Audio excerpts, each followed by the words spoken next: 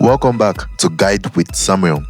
In this tutorial, I will show you how to use paths in Zapier to create conditional workflows based on different scenarios. Let's get started. To begin, open your Zap and click Edit Zap.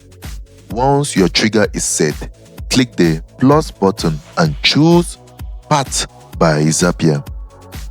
This feature lets you split your automation into multiple branches depending on conditions you define. Each path starts with a rule. For example, you could create a route based on whether a customer status is new or returning. Click path A, set the condition, and then add the action you want to happen if the rule is met. Then do the same for path B or more paths if needed. Paths are especially useful when you want one Zap to behave differently depending on the input data.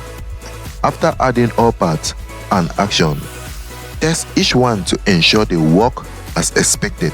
Then click Publish to make your conditional Zap live. If you found this helpful, don't forget to like and subscribe to Guide with Samuel for more helpful tutorials. Thanks for watching.